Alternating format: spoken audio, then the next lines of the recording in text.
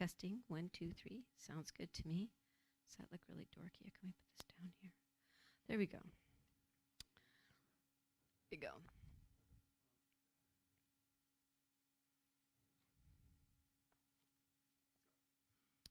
Okay.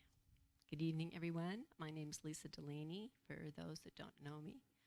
And I've been doing some reading, and I'd like to present some of the interesting information that I've come across and share it with you. Okay, the title of my talk is Soul Groups, Mystery Schools, and You. So let's go to the first slide. Maybe.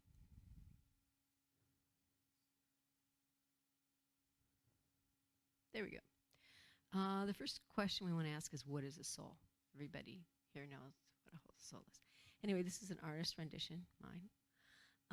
And I'll be taking quotes from that book right there, which is Edgar Cayce on the Mysterious Essenes, right here. Okay.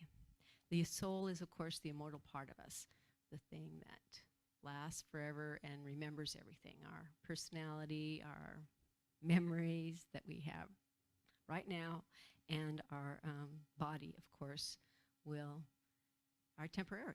When the life force leaves us, it will just cease to be. The soul remembers our past lifetimes and experiences between lifetimes. I found it fascinating. This affects how we instinctively react to people, situations, and of course how they react to us. Almost everyone in our lives is somebody that has been in a past embodiment with us. And people that, are really close, just like our parents, our children, or our loved ones, are people that have been with us many times, according to Cayce. Anyway, the effects of these many past life experiences are reflected in the circumstances that we live in and our present situations and relationships, and that's our karma. Pretty straightforward. Next slide, please. So what are soul groups? I thought this was fascinating when I heard this.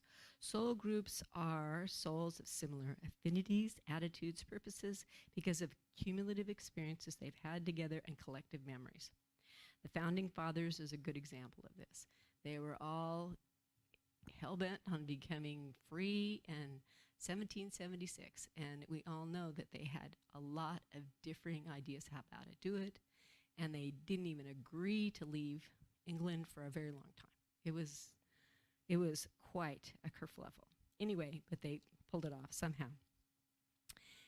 Cayce teaches that originally we were in harmony, of one mind, intimately connected to one another in a collective consciousness, like flocks of birds or fish.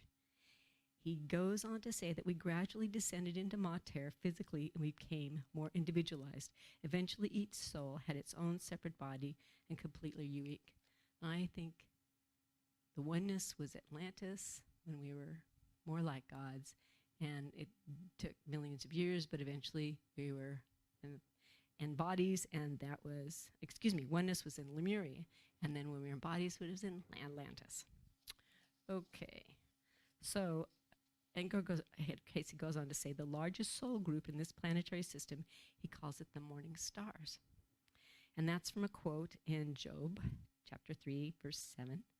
And the quote is, when the morning stars sang together and all the children of God shouted for joy. Cayce teaches that all souls associated with the dimension traveled from heaven into physical existence, joyful, ready to live and learn. Now we need to go to the next slide, sorry. That's not it. Let's keep going forward if you can. Backward. Yeah, we need to go back. I'm sorry, I gave you the wrong instructions. Backward. We're looking for a picture of Shambhala. And okay, he'll work on that. Anyway, this makes me think of Sanat Kumara, who's this master right here, and how he brought 144,000 fellow light bearers from Venus. The story goes as Sanat Kumara was the Ancient of Days, and this is in Daniel chapter 7. We're not there yet. We're going to get to that picture. It's Marius Michael George's picture. It's beautiful. He's the artist of many of the paintings in this room. Sanat Kumara was the original keeper of the flame and the spiritual ruler of the planet Venus and currently is now of Earth. Many eons ago, he offered to Earth karmic assistance because Earth was scheduled for destruction, because the people that lived here had let the light in their hearts go out. They'd lost their connection with their source. So Sanakumar received permission from cosmic councils to come to Earth with his 144,000 light bearers to help Earth citizens awake to their true identity and regain their soul freedom. Now, it's my contention after meditating on this is that it's still happening. And I think we are them. We are the 144,000. And the people that are spiritually oriented and striving are the ones. Okay, so while soul groups share a memory of oneness, they are neither static or rigid, according to Cayce. The individual soul can use free will to seek and experience another group. It is my thought that developing soul groups, individuals of like minds, gathered in these ancient mystery schools. So what is a mystery school? Slide 5. Or it's probably not 5, because this changed. There we go, mystery school, picture. Mystery schools are, well, they're communities. They're communities of spiritual people, and they're led by adepts. And they're sponsored by the Great White Brotherhood, which is the governing body that represents the Godhead in this universe, this system of worlds. And in mystery school, principles of cosmic truth were taught, and students had their opportunity to strive to embody these principles of truth in a group setting. There are other students that they, work together with on these initiations. Mystery schools followed similar basic structures. They'd have outer activities, outer rituals that everybody participated in, and then there were inner initiations. There were only access through deep and transformative initiatory path. And then there's a book called Initiation there, maybe in the next slide. Yeah, Elizabeth Heisch wrote this book, and I read it a very long time ago. I really couldn't tell you a lot about it now, but it is an excellent read. And she talks about how when she was remembers her embodiment when she was in Egypt. She was a priestess, and she was initiated. And let's just say it's quite a story. Everything didn't go really rosy. Okay, so why do we require mystery schools? And according to Grace F. Knock, and this is an online source, she says in the first mystery schools, as Lemuria gave birth to Atlantis, that's the third race to the fourth race, the fierce battle waged between the war between the lords of light and darkness. Up to this point, there had been no call for mysteries. Truth had been the common property of all mankind. With the descent into physical form, souls became disconnected from their source, and the result was egotism, misuse of power, and sorcery. So it became necessary to limit who knew the mysteries. Simple as that. And that's from Blavatsky's collective writings. The Brotherhood therefore established invisible lines of esoteric instruction, even in late Lemurian times, in which those sensitive enough could be trained, purified, and made strong for the reception of truth and its safeguarding. The Brotherhood launched systematic campaign of education. The disciples' messengers went forth and inaugurated esoteric colleges, universities of the soul in Lemurian times. Along with the sinking of Atlantis, which extended for over 7 million years, new lands had risen into other parts of the globe, and these became peopled at times, and there were just waves of people that came from Atlantis, who settled in 2 or 3 great migratory waves, and that's from the occult studies in occult philosophy. And according to Plato, Atlantis existed 9,000 years ago, and that was 9,000 before his time, which was about 360 BC. And the story was passed down from poets, but there's actually no other source for that information. He's the only one that has record about Atlantis. So next slide, please. Next slide.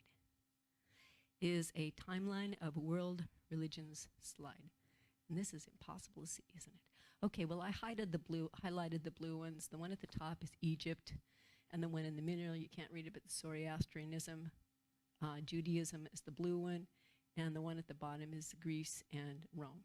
So, but you can see that they, all of the lower ones, Egypt was way ahead, of course, but the other 3 were about the same time. And So let's go on with that.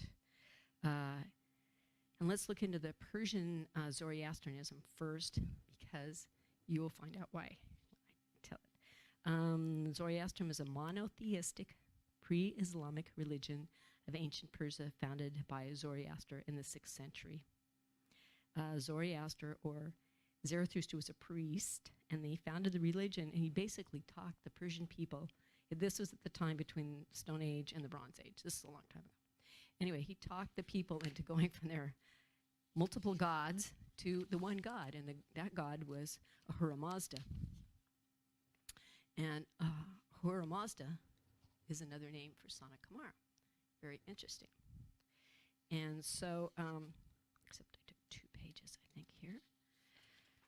I guess not. Okay, so I just find that very interesting that we have this legend of him coming to Earth with these 144,000, and all of these wonderful legends start popping up. And he's actually named as one of the gods. He was not embodied. He appeared to Zarathustra. So anyway, the next thing let's talk about is Egypt. So that would be the next slide. Oh, except we missed the picture of Zarathustra. And okay, there's ancient Persia. Sorry, I'm not on the ball here. And the next slide. Okay, you can see Zarathustra is the picture in the middle. To the left is their symbol for Ahura Mazda, and it is actually another name for Sana Kamara, which is pretty interesting, I think. Okay, so next slide is Egypt, I hope. Great. Okay, ancient Egypt was a complex system of many gods, polytheistic beliefs. And for over 3,000 years, the mystery schools of Egypt were epitomized as the ultimate secret wisdom and knowledge.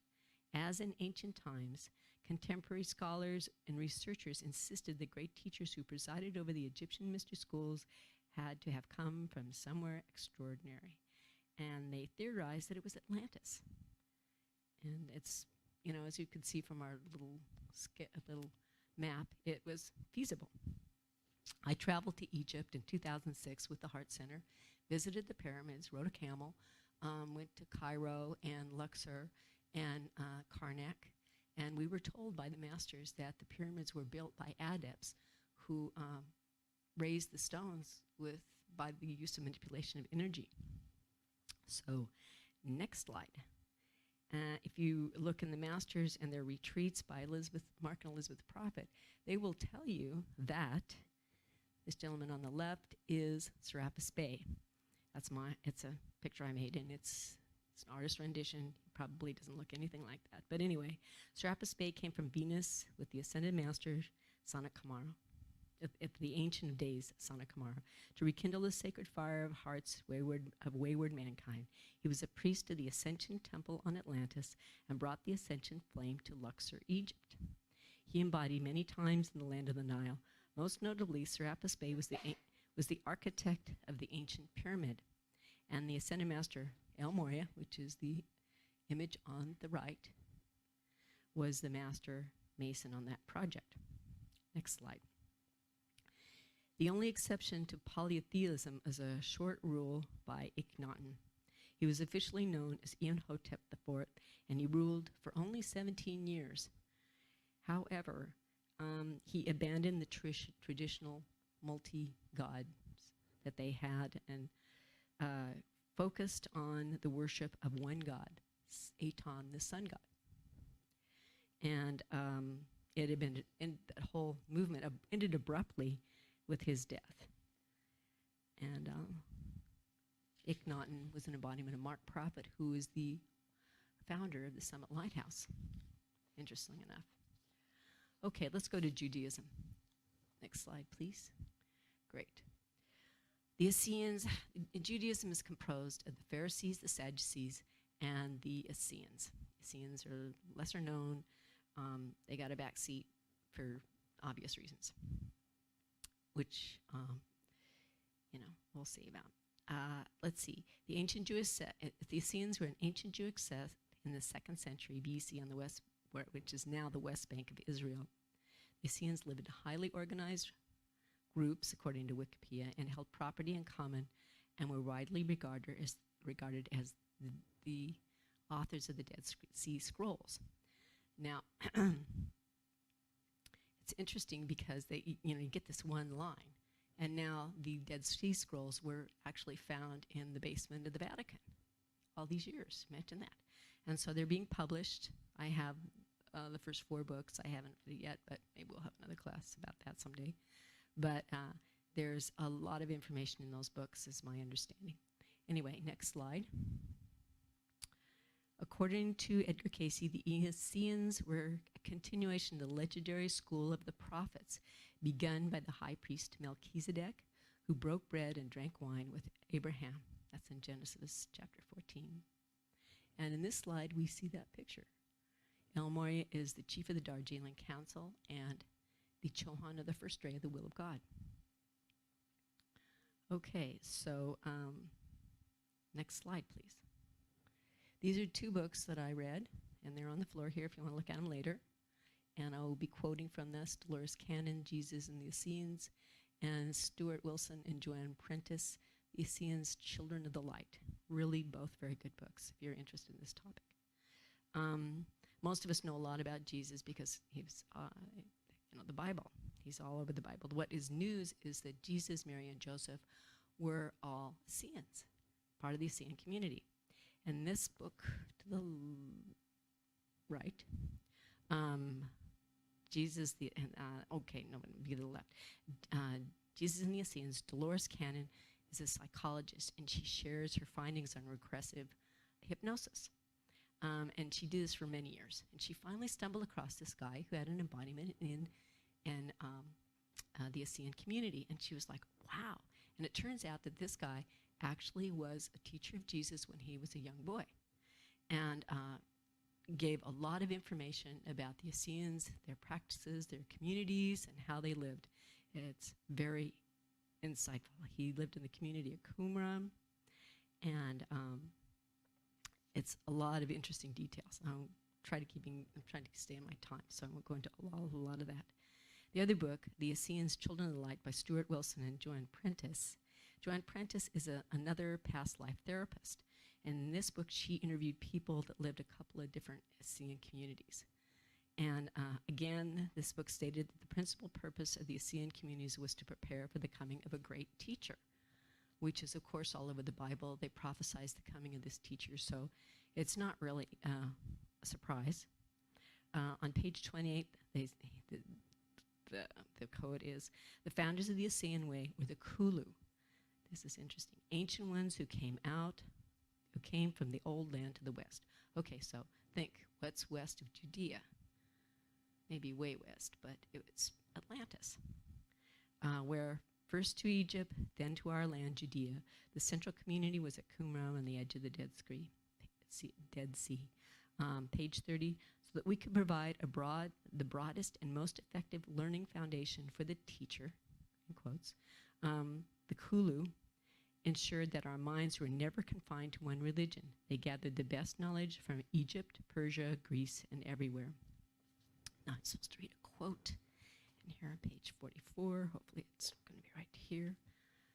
Okay, let's see. It says, in the communities we knew that we had a special freedom, the freedom to study texts from Egypt, such as the wisdom of the Isis cults and the ascension rite of the sun.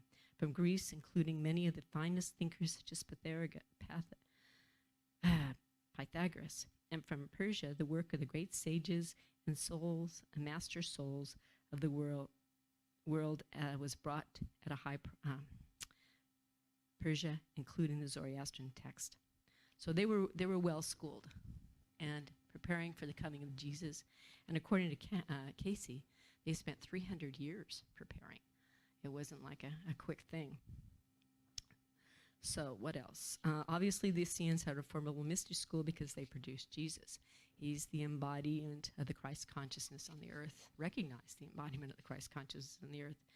And we are all familiar with the skills that he demonstrated as a healer and, precipitating wine from water, etc. But there were other adepts in the Essene communities as well. For example, Jesus' father, Joseph. Oops, we need the next slide, sorry. The next slide is Joseph. There we go, there's the Holy Family. And then we need the next slide after that. Saint Joseph was an embodiment of Saint Germain, who has since then obviously ascended. He's with us all the time. And Mary, of course, his mother, ascended. She was assumed in the Bible into heaven, which she did make her ascension as well. And they're both very accessible to help us. Next slide, please. We're going to talk about the school of Crotona, Greece. Pythagoras founded the school at Crotona in 530 BC. He was famous for founding a group, the Brotherhood of the Pythagoreans, who were devoted to the study of mathematics. The group was almost cult-like in that it had symbols, rituals, and prayers. Pythagoras believed all things are numbers. Mathematics is the basis of everything, and geometry is the highest form of mathematical studies. Pythagoras believed in the immortality of the soul and its transmigration after death. It means leaving and going into another place. And next slide. Pythagoras was the embodiment of the ascended master Kuthumi. And if you don't know Kuthumi or recognize him, his soul was also embodied as Saint Francis. So he's been helping us for a very long time. Next slide.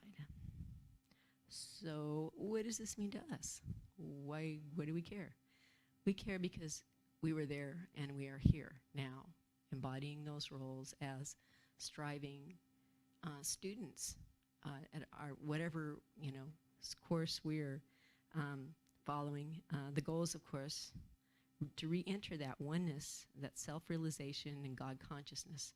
That's where everyone is headed at whatever pace and whatever path they are taking. And we are all part of a soul group, and remembering who we truly are is the goal. And I do believe that most of us, the spiritual seekers, are part of the 145,000 and came with Sana Camaro. And I used to think it was a rescue mission, but I think it's more like a very, very long process. And I think everybody had this in mind when they embodied and knew that it would take a long time, because you're making connections all the time with people. And you are loving them, they're loving you. We're having our interactions and working things out, and we're all raising each other up in the process. So each path is unique, and mine is obvious with the Ascended Masters. I was in the Summit Lighthouse for 12 years with Elizabeth Clare Prophet, and more recently with the Heart Center the last 15 years. And I came to witness that they're both mystery schools. From my own personal experience, they had outer rituals that everybody participated in, and they had inner rituals with initiations. And you proceed according to your own choice. Next slide, please.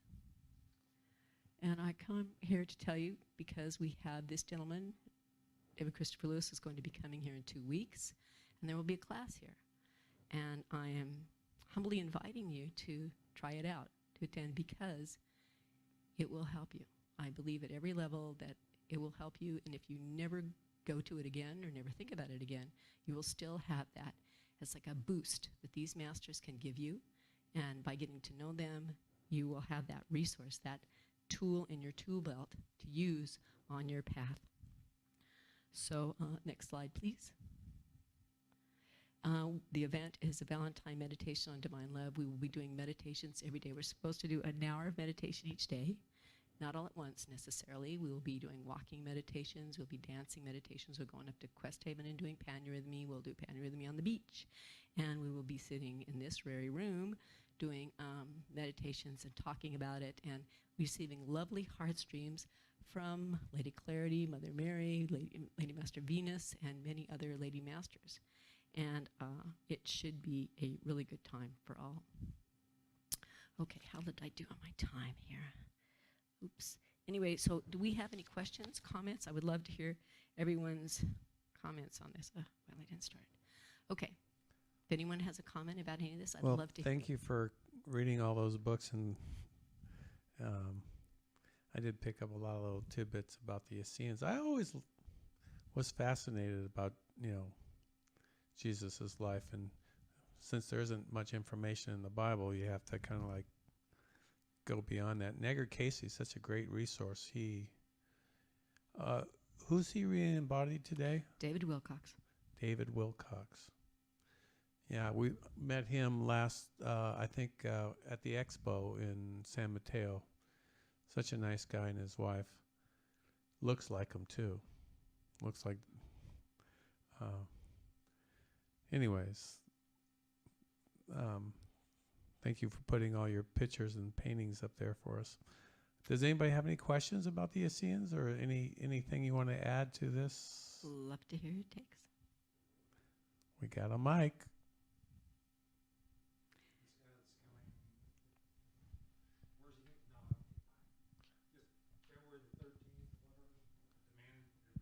Oh, David, yeah, he'll be here. He'll be here. Here, Yep. yeah. Yep. He's actually been here, gosh, many times. And we will be playing a heart stream in a minute here. It's a meditation by Master Kuthumi on the earth. It's an 8-minute heart stream, and I think to give you a flavor, a feeling for what this is about, and an experience with the Master. So 14, so he'll be here Thursday, 13, 14, 15, 16? Yep. Yes. That's right. That's right. That's right. So there's flyers on the table also, and you can look online. It's also on the meetup group and on the Facebook group. Great. So are we prepared to play that? Yes. Play the. Is this just audio or is it video too? It's a video. It's a video. I believe. Yeah, it's an MP4. Okay. Okay, maybe I can move out of the way so that you can see. No, better. you can stay there. I just need to do the little dance here, see if I can get it to go over there. Okay, so Picking up our technology here. Thank you, Dennis. I really appreciate this. I kind of popped this on him. okay, so what am I going to do? How am I going to do that? Click on it. You don't see my mouse there, do you? Oh, there it I is. do see your mouse.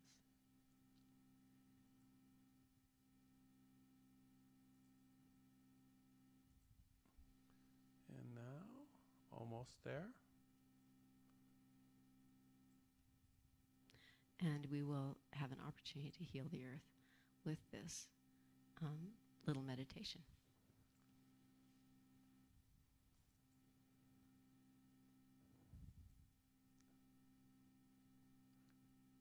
I don't hear it. I don't either. Oh, you have to click the thing in the corner. It's X'd. Keep going to your right. There we go. Click that. Teacher Let me start. and a benefactor of light.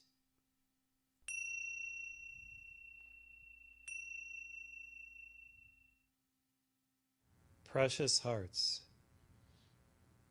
I come this morning as your friend, your teacher, and a benefactor of light, with a simple message,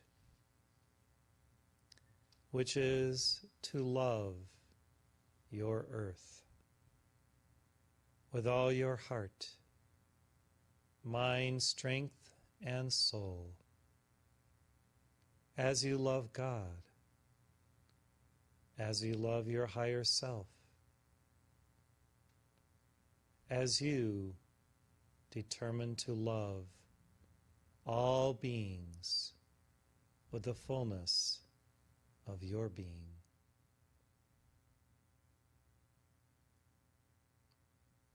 One simple ritual that we ascended masters perform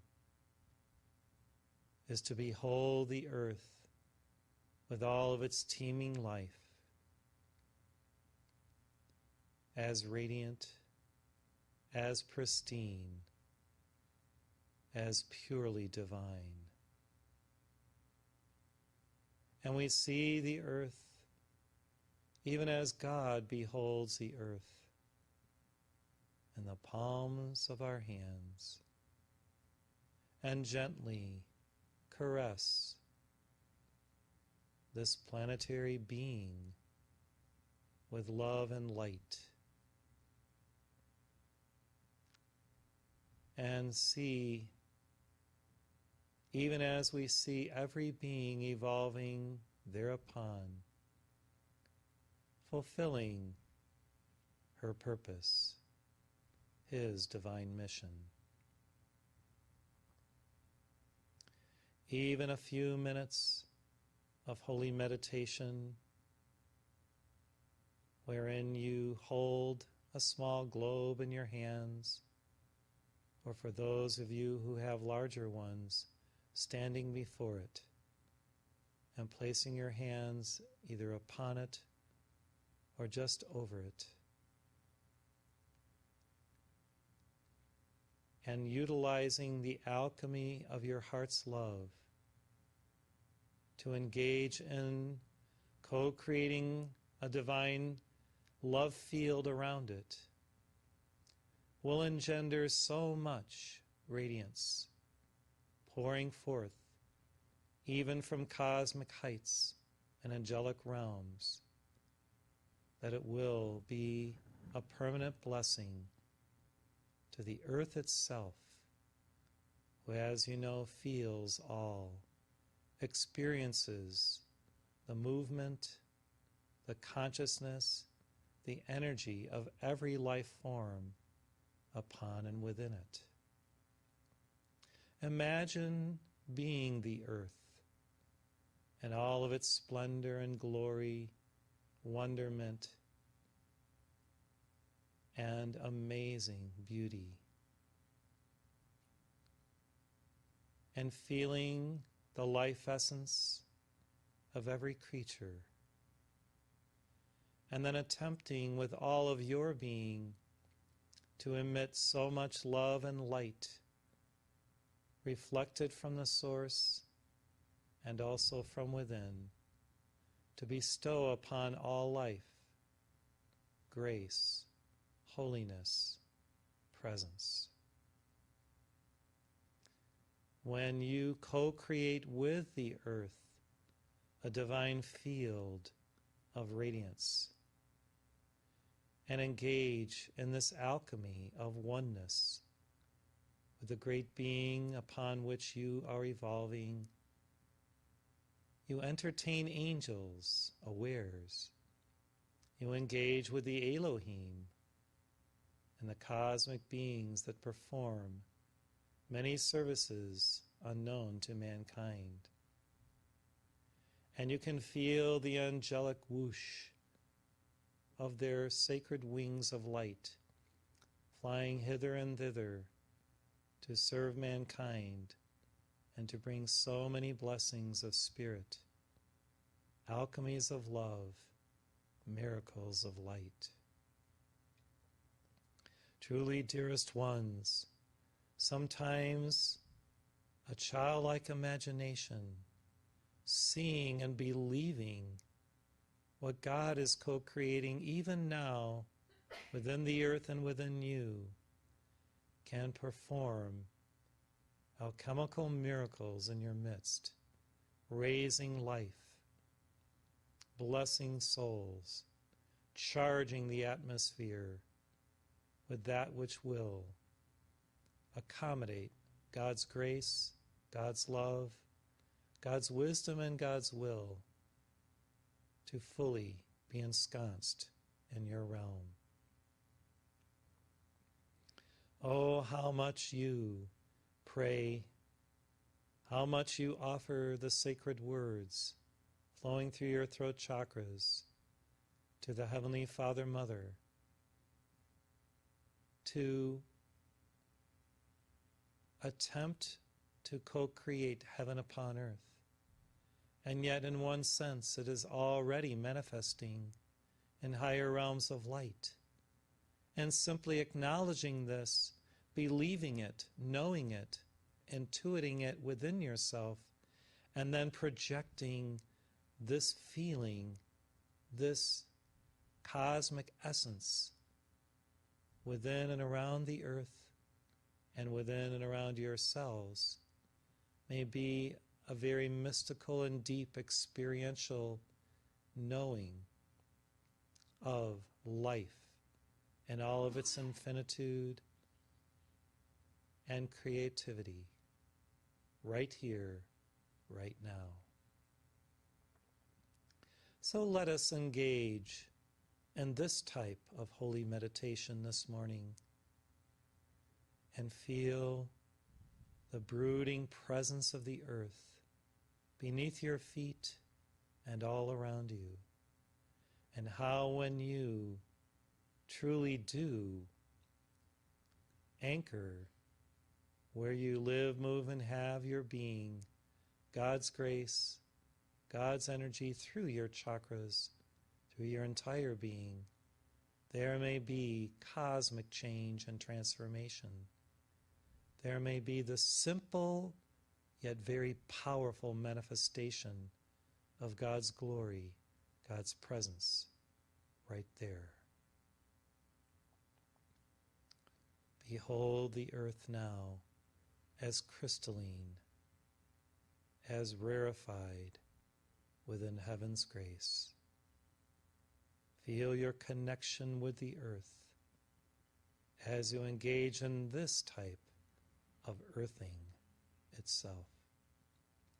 See yourself as a child of light, frolicking here and there upon the bosom of the planet, swimming in the great seas, lakes, and oceans, or climbing the great mountain fastnesses with friends of light, and even ascended masters. Know the peace within the valleys. Know the certitude that God is present everywhere, and that you, living upon this great being, are indeed co-creating a new era of love and light together.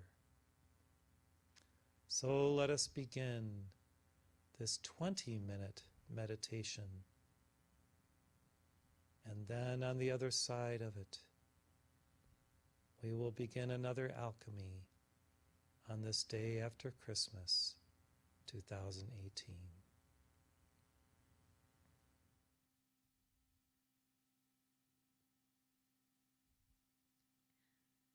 Just for your information, Master Kuthumi is a world teacher along with Jesus. Thank you, Dennis. That's great. Really appreciate that.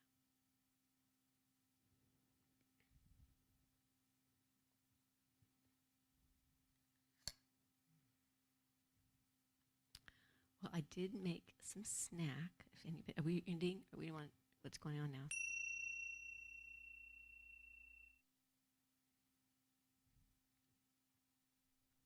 So yeah, let's have the snack, and then thank you for your sharing and your passion and your steadfastness all these years and pushing the ball forward of the teachings of light and love and peace. Lisa.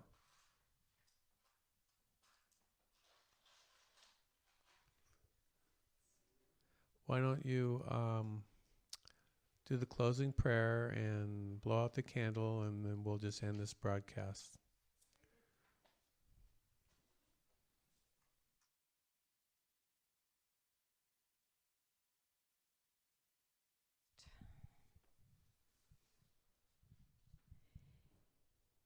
In the name of the Christ, the name of money and presence, we accept the blessing of Blessed Kuthumi and Jesus, Mother Mary, Saint Germain, and Serapis Bey, and all the masters of the Great White Brotherhood, and all of our sponsoring masters of the people in this room, as I'm sure there are many. We accept your graces and your blessings, and we call for them to be magnified and multiplied to raise the earth according to God's holy will. Amen. Good night, everyone. Thank you for the broadcast. Tomorrow, we're going to have a special service for someone who is getting cancer treatment right now in Tijuana. And I'm going to light this place on fire. So come if you can in person to help with this, the healing prayer. I've been feeling the shift, and that I'm believing in a miracle for this person who came all the way from Baltimore, flew over for this treatment. And so whatever can be done, I'm going to make sure it will be done. God bless you all. Thank you again for tuning in, and see you tomorrow, 7:30.